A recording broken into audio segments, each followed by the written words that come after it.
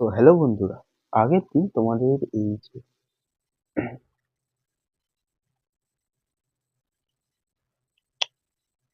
Hello বন্ধুরা, আজকে আমরা করব এই তোমাদের ক্লাস 10 লাইফ সায়েন্স জীবজগতের নিয়ন্ত্রণ ও সমন্বয়, এই যে চ্যাপ্টারটা প্রাণীদের সাড়া প্রদান, এটির প্রকার ও এটির প্রকার হিসাবে গমন, এই পার্টটা।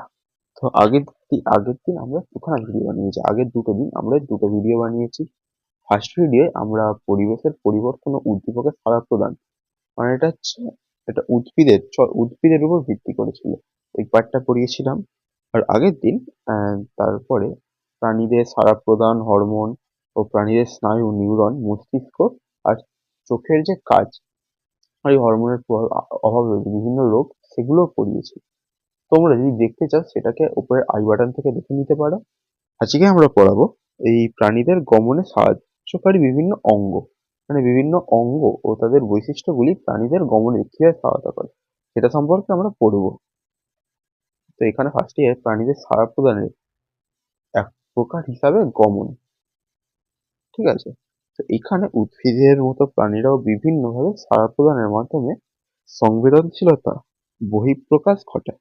বিভিন্ন উদ্দীপনায় সাড়া প্রদানের একটি প্রকার হিসাবে প্রাণীরা দ্রুত এক স্থান থেকে অন্য স্থানে চলাচল করে। তো গমন, ঠিক আছে। তো এই এক স্থান থেকে অন্য স্থানে চলাচলটাই গমন। সেই তোমরা আগে পড়েছিলে চলন, এই চ্যাপ্টারের শুরুর দিকে। আর এখানে গমন। তো চলনটা কি না, এক স্থানে স্থির থেকে অঙ্গ প্রত্যঙ্গের সঞ্চালন করাকে চলন বলে। আর গমনটা কি না, স্থান পরিবর্তনটাকেই গমন বলে, যে পদ্ধতিতে সাধারণত প্রাণীরা উদ্দীপনার উপস্থিতিতে অঙ্গ প্রত্যঙ্গের সঞ্চালন দ্বারা এক স্থান থেকে অন্য স্থানে সামগ্রিকভাবে স্থান পরিবর্তন করে, তাকে গমন বলে। গমনের চালক শক্তি বা কিসের জন্য প্রাণীরা গমনটা করে করে বিভিন্ন কারণ, যেমন খাদ্য খোঁজা বা খাদ্য নেপানে, খাদ্যের সন্ধানে প্রাণীরা গমন করে। এছাড়া দ্বিতীয়, আত্মরক্ষার জন্য, বিভিন্ন প্রাণী থেকে অন্য প্রাণী থেকে বাঁচার জন্য বিভিন্ন প্রাণীরা গমন করে। এছাড়াও পরিযান, মানে স্বাভাবিকভাবে ঠিকঠাক সুস্থ থাকার জন্য এক স্থান থেকে আরেক স্থানে যদি যায়, তা পরিযান। আশ্রয়ের সন্ধান, অনুকূল খুব বাজে পরিবেশ হয়, অনেক সময় হয় না, কোনো স্থানে জঙ্গল নষ্ট হয়ে গেল, এরকম জাতীয় পরিবেশ এর ক্ষেত্রে প্রাণীরা এক স্থান থেকে অন্য স্থানে চলে যায়। প্রজনন, বংশগতির জন্য অনেক সময় প্রাণীরা দূরে কোনো স্থানে যায়। যেমন উদাহরণ দিয়েছে ইলিশ মাছ বর্ষাকালে ডিম পাড়ার জন্য সমুদ্র থেকে নদীর মিষ্টি চলে আসে। সামান্য মাছ পরিযায়ী পাখিরাও প্রজননের জন্য গমন করে, ঠিক আছে। এরপর বিভিন্ন ধরনের প্রাণীর গমন, গমন বলতে কিভাবে তারা এক স্থান থেকে অন্য স্থানে যাতায়াত করে সেই সম্পর্কে বলেছে। কিভাবে না, বিভিন্ন প্রকারগুলো আছে, সেই প্রকারগুলো তোমাদের মনে রাখতে হবে, এগুলো তো ইম্পর্টেন্ট জিনিস। যেমন ক্ষণপদ বা সিউরোপডের সাহায্যে অ্যামিবয়েড গমন। এর অর্থ কি? অ্যামিবা ক্ষণপদের সাহায্যে গমন করে। তো অ্যামিবার গমন অঙ্গের নাম হচ্ছে ক্ষণপদ। কিভাবে গমন করে, গমন পদ্ধতিটা জেনে রাখতে পারো, কিন্তু এখানে তোমাদের ইম্পর্টেন্ট কোয়েশ্চেন কি না, এবার গমনাঙ্গ ক্ষণপদ। এখানে গমন করার পদ্ধতিটা হচ্ছে সলজেল। অ্যামিবার দেহে সলজেল মতবাদ অনুসারে অ্যামিবার দেহে পরিধি বারবার ছোট আহ, পরিধি বরাবর ছোট ছোট প্রবর্ধক রূপে ক্ষণপদের সৃষ্টি হয় ও নিকটবর্তী কোনো তলের সঙ্গে নিজেকে আটকায়। এরপর গমনাঙ্গ রূপে না, এটা হচ্ছে একটা মতবাদ, সলজেলের মতবাদ। এই মতবাদ অনুসারে যে দেহের পরিধি বরাবর ছোট ছোট প্রবর্ধক ক্ষণপদ সৃষ্টি হয় এবং নিকটবর্তী কোনো তলের সঙ্গে নিজেকে আটকায়। এরপর গমন অভিমুখের বিপরীত দেহের পিছনের দিক অংশটা প্রোটোপ্লাজম ক্রোমোয়েড ধীরে ধীরে সামনের দিকে প্রবাহিত হয়ে ক্ষণপদের মাধ্যমে প্রবেশ করে। এর ফলে ক্ষণপদটি একসময় অবলুপ্ত হয় এবং অ্যামিবার দেহ সামনের দিকে কিছুটা এগিয়ে যায়। অর্থ কি? ধরা হচ্ছে এটা হচ্ছে অ্যামিবা।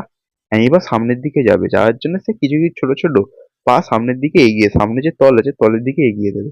তারপর পুরো দেহটাই সেদিকে এগিয়ে দেবে, তাহলে পিছনের যে অংশটা তা বিলুপ্ত হয়ে গেল। তো এই প্রকার গমনটাকে বলে অ্যামিবয়েড গমন। তো এখান থেকে কি কোয়েশ্চেন মনে রাখবে? অ্যামিবার গমনাঙ্গের নাম ক্ষণপথ, আর অ্যামিবার গমন পদ্ধতিকে বলে অ্যামিবয়েড গমন। এরপরে সিলিয়ারি গমন। সিলিয়ার সাহায্যে প্যারামেসিয়ামের গমন, ঠিক আছে? তো প্যারামেসিয়ামের গমনাঙ্গের নাম কি না সিলিয়া। এটা হচ্ছে সিলিয়ার মাধ্যমে গমন করে। কিরম করে গমন পদ্ধতিটা বলেছে? প্যারামেসিয়াম এককোষী, এর দেহের চারপাশে অসংখ্য সিলিয়া থাকে। সিলিয়াগুলি সঞ্চালিত হয়ে জল সক্রিয় ঘাত এবং প্রত্যাবর্তন ঘাত সৃষ্টি করে, এদের স্থান পরিবর্তন ঘটায়। সিলিয়ার সাহায্যে এই ধরনের গমনকে সিলিয়ারি গমন বলে। মানে এটা হচ্ছে আঘাত হচ্ছে একটা তলে ঘাতের সৃষ্টি করে, মানে আঘাত করে, করার ফলে অন্য তার দেহটা সেই ঘাতের বিরুদ্ধে এগিয়ে যায়, ঠিক আছে? এখান থেকে কি এসছে না সিলিয়া, প্যারামেসিয়ামের গমনাঙ্গের নাম কি সিলিয়া। এরপর ফ্লাজেলার সাহায্যে কে গমন করে না ইউগ্লিনা। তো ইউগ্লিনার গমনাঙ্গের নাম ফ্লাজেলা। এখান থেকে তোমাদের মেনলি গমনাঙ্গগুলোকেই মনে রাখতে হবে, তবু এদের কিরকম করে যাত্রা করে জাস্ট। আচ্ছা, ফ্লাজেলাটা কি? ফ্লাজেলা দেখেছি এরকম লোমের মতো থাকে। তো এটাও সেম এরকম, যেদিকে ধাক্কা মারে তার বিপরীতে গমন করে। যেমন একটি এককোষী দেহে আবরণীর বাইরে চাবুকের মতো ফ্লাজেলাম থাকে। এই ফ্লাজেলামের গোড়ায় অবস্থিত আলোক সংবেদী চক্ষুবিন্দু সূর্যালোকের প্রভাবে ফ্ল্যাজেলার চাবুকের মতো ও তরঙ্গ সৃষ্ট সঞ্চালনের মাধ্যমে দেহকে এগিয়ে নিয়ে যায়। একে ফ্ল্যাজেলারি গমন বলে। হচ্ছে মাছ। তারপর মাছের সন্তরণ অর্থাৎ মাছের গমন। মাছ কিসের মাধ্যমে গমন করে না পাখনার সাহায্যে আর মায়োটম পেশির সাহায্যে। মানে মাছ পাখনার সাহায্যেই গমন করে, 7টি পাখনা। এই পাখনাগুলোকে চালায় কে না মায়োটম পেশি। এখানে দুটো কোয়েশ্চেন ইম্পর্টেন্ট তাহলে। এক হচ্ছে মাছের গমনাঙ্গ কি পাখনা, ওর থেকে বেশি ইম্পর্টেন্ট কোয়েশ্চেন মাছে এই যে গমনে সহায়তা করে যে পেশিটি, সেটির নাম মায়োটম পেশি। এটি ভি আকৃতি হয়। তো এখানে দেখেছি বিজোড় পাখনা একটি, পায়ু পাখনা একটি, পুচ্ছ পাখনা একটি, লেজ এবং জোড় পাখনা ও বক্ষ পাখনা এক জোড়া, আর শ্রেণী পাখনা এক জোড়া। মানে এই হচ্ছে কটি হলো একটি, একটি, দুটি, তিনটি, 4, 5, 6, 7, মোট 7টি পাখনা। মাছের পাখনাগুলো উদাহরণ বলে দিয়েছে। বীজের পাখনাগুলো আর জোড় পাখনাগুলো আলাদা করে বলেছে। আর এই যে গমনে সহায়তা করে মায়োটম পেশি, এটা খুব ইম্পর্টেন্ট কোয়েশ্চেন, মনে রাখবে। এরপর মাছের সন্তরণে পাখনার ভূমিকা কি? পাখনার ভূমিকা কি না হচ্ছে পিছনের পাখনা, এটা জাস্ট তোমার এরকম করে মনে রাখবো যে পিছনের পাখনা মাছের দেহের ভারসাম্য বজায় রাখে, আর যেটা সামনের পাখনা মানে যেটা হচ্ছে পাশের পাখনা বুকের কাছে থেকে, সেটি মাছকে সামনে ও পিছনে যেতে সহায়তা করে, ঠিক আছে? যেমন এখানে লেখা আছে দেখো, দেহের ভারসাম্য বজায় রাখতে জলের মধ্যে ঢেউ সৃষ্টি করে মাছকে অগ্রগমনে সহায়তা করে। আর বক্ষ পাখনা ভারসাম্য রক্ষা পশ্চাৎ গমনে ও জলের উপর গভীর ওঠানামা করতে সহায়তা করে। আর হচ্ছে শ্রেণী পাখনা জলের মধ্যে নির্দিষ্ট উষ্ণতায় ভেসে থাকতে সহায়তা করে, ওপর নিচে ওঠানামা করতে সহায়তা করে। বায়ু পাখনা জলের মধ্যে মাছকে সোজা রাখে। উচ্চ পাখনা জলের মধ্যে দিক পরিবর্তন ও অগ্রগমনে সহায়তা করে। তো এই বিভিন্ন পাখনার যে বৈশিষ্ট্যগুলো, এগুলো তোমাদের মনে রাখতে হবে। মাছের সন্তরণে এবার মায়োটম পেশির ভূমিকা কি? মায়োটম পেশির আকৃতি দেখো এখানে দেওয়া আছে ভি আকৃতি মায়োটম পেশি। তো মাছের মাথার পিছনে থাকা শুরু করে লেজ পর্যন্ত মেরুদণ্ডের দুপাশে অবস্থিত ভি আকারের খণ্ডিত পেশিগুলিকে মায়োটম পেশি বলে। মাছের দেহে দুপাশের মায়োটম পেশিগুলির সংকোচন ও প্রসারণ একসাথে ঘটে না। মানে একদিকে সংকোচন ঘটলে অন্যদিকে প্রসারিত হবে। ফলে মাছের দেহটা দেখেছে হয়েছে এইদিকে, এই একদিকে সংকোচন অন্যদিকে প্রসারণ। এর ফলে মাছের দেহটা একদিকে বেঁকে গেল। এর ফলে বাম দিকের পেশিগুলি সংকুচিত, ডান দিকের পেশিগুলি প্রসারিত হলো। যেদিকের পেশি সংকুচিত হলো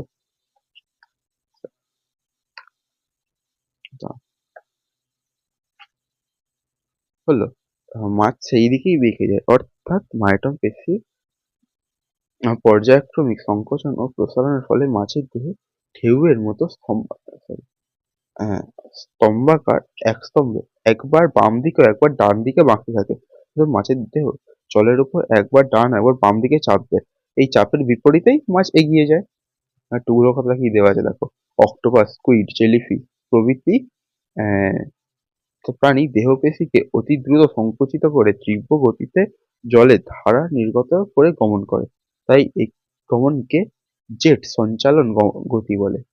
তো এই জেট সঞ্চালন গতি প্রকৃতির গমন কোন প্রাণীতে দেখা যায়? মনে রাখবে অক্টোপাস, স্কুইড অথবা জেলিফিশ, এই তিনটের নাম মনে রাখবে।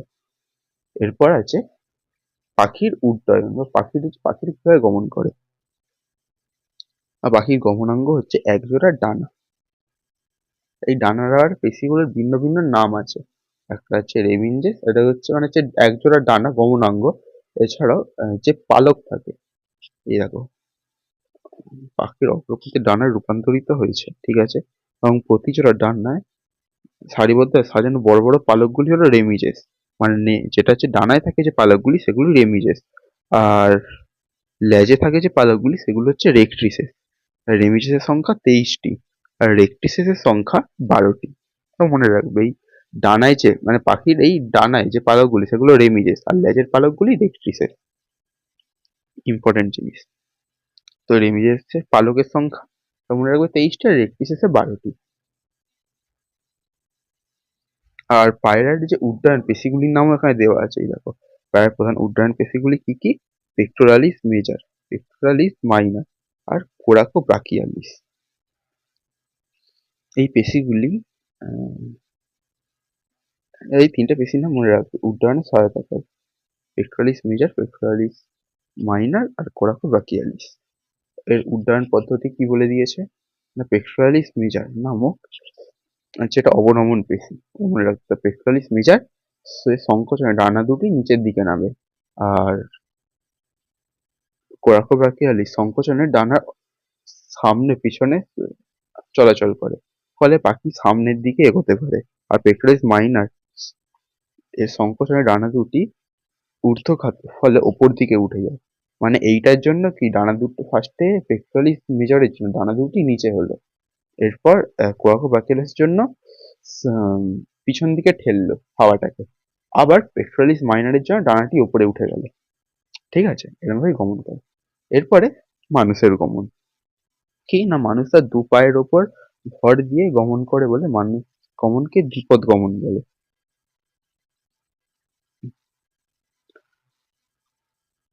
মানুষের গমনে হাতও সহায়তা করে।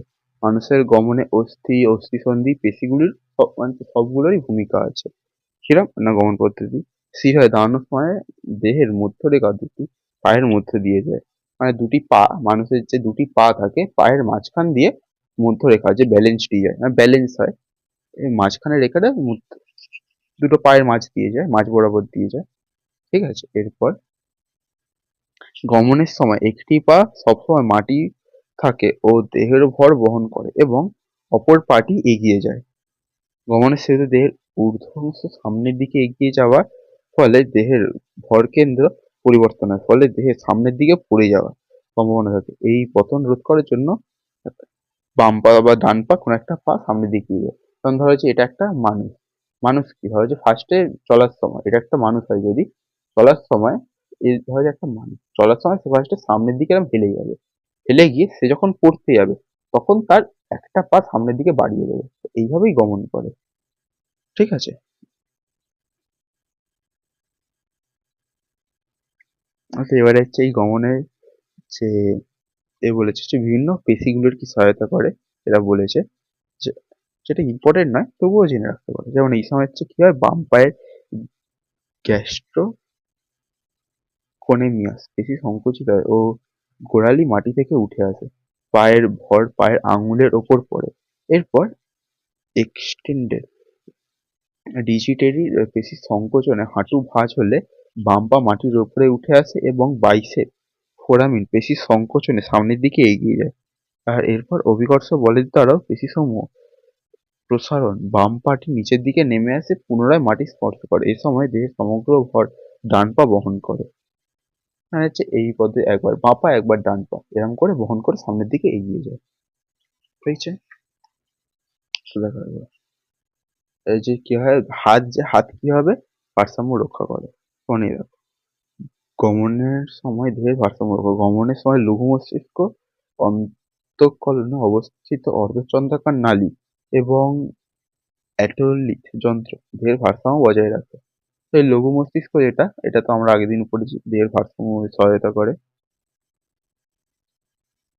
তো এরপরে মানুষের গমনে সচল সন্ধি ও কঙ্কাল পেশির ভূমিকা। মানে মানুষ যে গমন করে তার মধ্যে এই যে অস্থি সন্ধিগুলি আছে, এই সচল অস্থি সন্ধি আর যে কঙ্কাল পেশি, সেই পেশিগুলোর ভূমিকা আমরা দেখবো।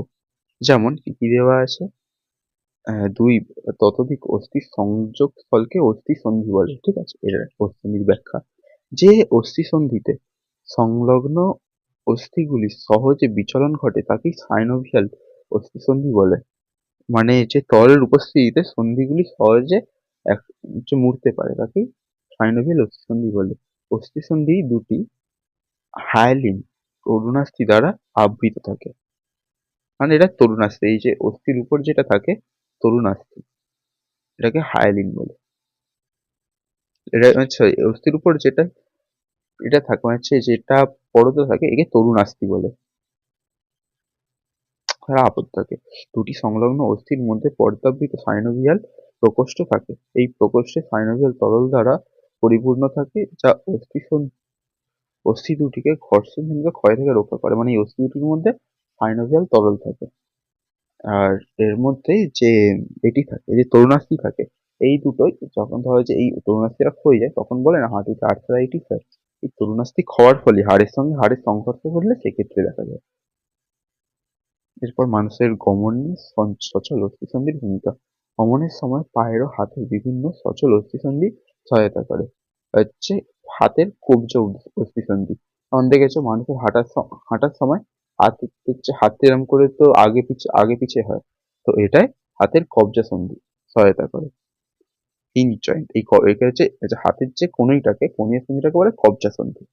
হিঞ্জ জয়েন্ট, যেমন কি কি, কনুইয়ের অস্থিসন্ধি, হাঁটুর অস্থিসন্ধি, এগুলো হচ্ছে হিঞ্জ জয়েন্ট। এরপর বল ও সকেট অস্থিসন্ধি কি না, এটা বল ও সকেটের মতো কানেক্ট হয়। এর উদাহরণ কি হতে পারে, হচ্ছে পেলভিস অংশের যেটা জয়েন্ট সেটা বল ও সকেট সন্ধির উদাহরণ। সরি, উদাহরণ কি দিয়েছে, কোমরের অস্থিসন্ধি, কোমরটা কি ইংলিশে বলে পেলভিক জয়েন্ট। কাঁধের অস্থিসন্ধি, আর কাঁধেরটাও হতে পারে বল ও সকেট সন্ধি হিসাবে। এটা হচ্ছে অস্থি সন্ধি। তাহলে মানুষের দেহে ক রকমের অস্থি দেখা গেল, দু রকমের, একটা বল সকেট সন্ধি আর একটা হিঞ্জ সন্ধি। হিঞ্জ মানে কি, যেটা হিঞ্জের মতো কাজ করে, যেমন কনুই আর হাঁটু। আর বল সকেট মানে যেটা হচ্ছে গোল ঘুরতে পারে, মানে রোটেশনের সহায়তা করে। কোমরের অস্থি আর কাঁধের অস্থি, ঠিক আছে? এরপর মানুষের গমনে যে পেশি, কঙ্কাল পেশি, সেটার ভূমিকা বলেছে। কি না, মানুষের গমনের সময় বিভিন্ন কঙ্কাল পেশি সহায়তা করে, যেমন কাজের উপর ভিত্তি করে সেগুলো ভাগ করা হয়েছে। এবারে আমাদের রইল আর বাকি মানুষের গমনে কঙ্কালের পেশির ভূমিকা। মানে কঙ্কাল পেশির ভূমিকা কি না জানো, আমাদের পেশির মাধ্যমেই তো আমাদের যে হাড় অস্থি সব একসঙ্গে সমন্বয় থাকে আর তার নড়াচড়ায় সহায়তা করে পেশি। তো এই পেশির অনেক বড় ভূমিকা আছে। যেমন বলেছে, ফার্স্টের উদাহরণ হচ্ছে ফ্লেকশন পেশি। এটা কি করে না, যে পেশি সঞ্চয় ক্রিয়ার ফলে অস্থি দুটি ভাঁজ হতে পারে, অর্থাৎ সংলগ্ন অস্থি দুটি কৌণিক দূরত্ব হ্রাস পায়, তাকে ফ্লেকশন বলে, যেমন ফ্লেকশন পেশি বলে। এর উদাহরণ কি, বাইসেপের পেশি, বাইসেপ। এরপর রয়েছে এক্সটেনশন পেশি। এটা কি না, এই পেশির কাজের ফলে অস্থিরা দেহ থেকে দূরে যায়, মানে হচ্ছে পরস্পর দূরে সরে যায় বা কৌণিক দূরত্ব বাড়ে, একে এক্সটেনশন পেশি বলে, যেমন ট্রাইসেপ পেশি। আর বাইসেপ পেশিতে কি কৌণিক দূরত্ব কমছে আর এক্সটেনশনে কৌণিক দূরত্ব বেড়ে যাচ্ছে। এরপর রয়েছে অ্যাবডাকশন পেশি। অ্যাবডাকশন মানে যেটা দেহ থেকে দূরে নিয়ে যায়। হ্যাঁ, মানে যে পেশি সঞ্চালনে ক্রিয়ার ফলে কোনো অঙ্গ বা অস্থি দেহ বা দেহের মধ্যরেখা থেকে দূরে সরে যায়, কি অ্যাবডাকশন পেশি বলে। যেমন ডেল্টয়েড পেশি। আর অ্যাডাকশন পেশি কি, যেটা দেহের কাছে নিয়ে আসে, যে পেশি সঞ্চালন ক্রিয়ার ফলে কোনো অঙ্গ ও দেহের কাছে আসে, যেমন ল্যাটিসিমা ডরিস পেশি। এরপর রোটেশন পেশি, কিনা যে ক্রিয়ার ফলে একটি অস্থি অন্যদিকে অক্ষের কেন্দ্র করে ঘুরতে পারে, তাকে রোটেশন পেশি বলে। এটার উদাহরণ কি, স্টার্নি ক্লিডো ম্যাস্টয়েড, স্টার্নি ক্লিডো ম্যাস্টয়েড পেশি। এটা আহ, ঘাড়ে থাকে, ঘাড়ের ঘূর্ণনে সহায়তা করে। এছাড়াও পাইরিফর্মিস ফিরামকে ফিরামকে আবর্তিত হতে সাহায্য করে। পাইরিফর্মিস আর একটা পেশির নাম। এই পেশিগুলোর নাম মনে না রাখলেও হবে, কিন্তু ফার্স্ট দুটো মনে রাখ। ফ্লেক্সন পেশির নাম বাইসেপ পেশি, আর এক্সটেনশন পেশির নাম ট্রাইসেপ পেশি। এই দুটো মনে রাখবে। আর এর সঙ্গেই আমাদের আজকের এই ক্লাস 10 এর যে লাইফ সায়েন্সের ফার্স্ট চ্যাপ্টার এটা শেষ হচ্ছে। এই ক্লাসও শেষ, এই চ্যাপ্টারও পুরো শেষ। এই চ্যাপ্টার থেকে যে ওয়ান শট নোটগুলো লাগবে সেগুলো তোমাদের অ্যাড করে দিলাম। আবার তোমাদের সঙ্গে পরবর্তী ভিডিওয়ে দেখা হবে।